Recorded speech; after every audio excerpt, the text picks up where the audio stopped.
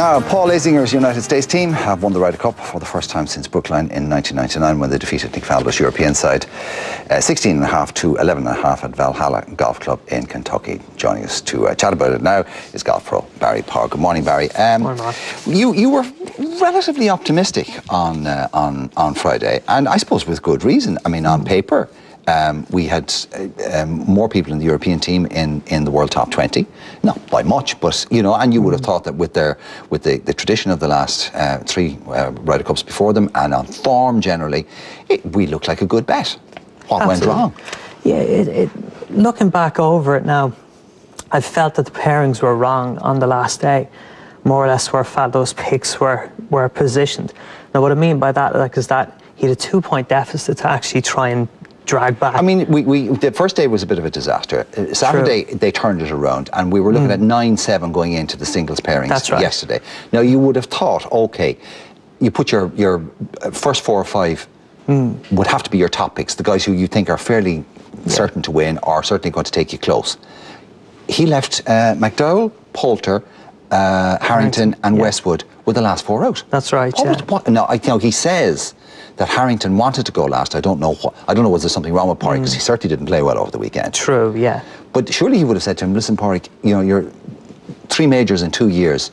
You're maybe the 2nd or 3rd best golfer in the world at the moment. You have to go first. You go out and get us a point, and then the pressure goes on their rookies.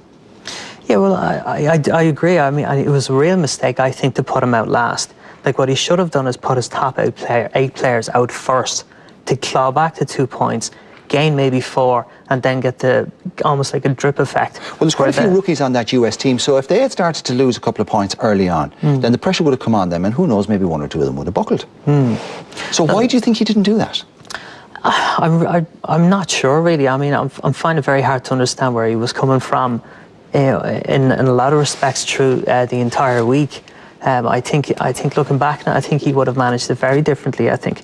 But I'd still stand by what I say. I'd say he firmly made the wrong choice on the last day. I think he should have put out the top 8 players and worked it from there, clawed back the difference. You wouldn't have known this, but after we did the interview or the piece on Friday morning, there was a few texts in afterwards which were quite critical of me saying, oh yeah, you don't like Faldo, but it's nothing to do with the support the team. And it's not that I don't like Faldo. I met him once and I didn't find him a particularly pleasant person. But there generally has been this aura of dislike around Faldo for a very long time, and it's down to the fact that he has a monumental ego, which really can't be explained to somebody until you've encountered it.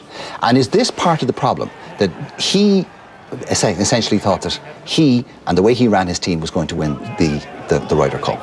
That it was his ego, his team, that it was going to be his victory?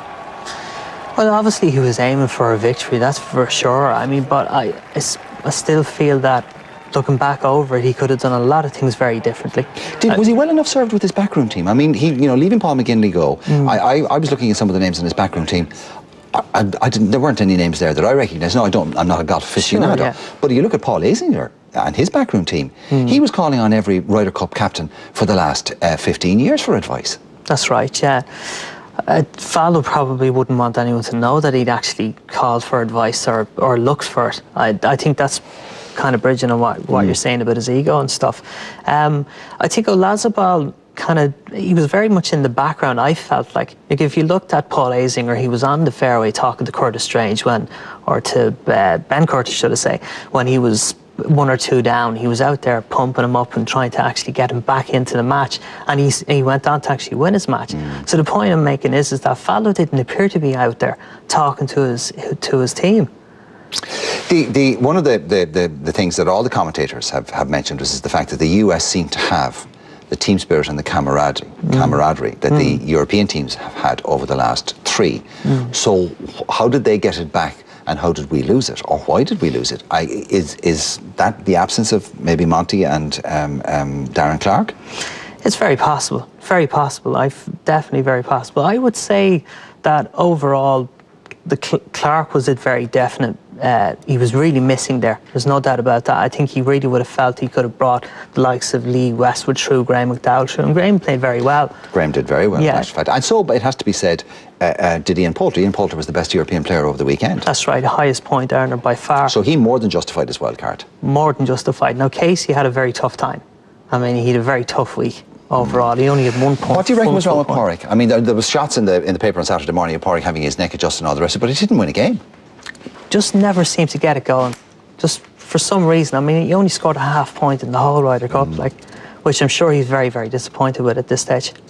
And do you think that maybe his transition from very good golfer to great golfer and the kind of selfishness and focus that's required to do that has maybe he's lost a little bit of the sort of sense of Well, team people are spirit? starting to sort of compare him to Tiger Woods in that frame and saying that Tiger doesn't really feel, up to playing in the Ryder Cup in terms of getting out there and actually winning matches. But I just think it's probably just bad timing, that's all. Well, you did say it probably would be better for the game of golf if the US won. Oh, very much so.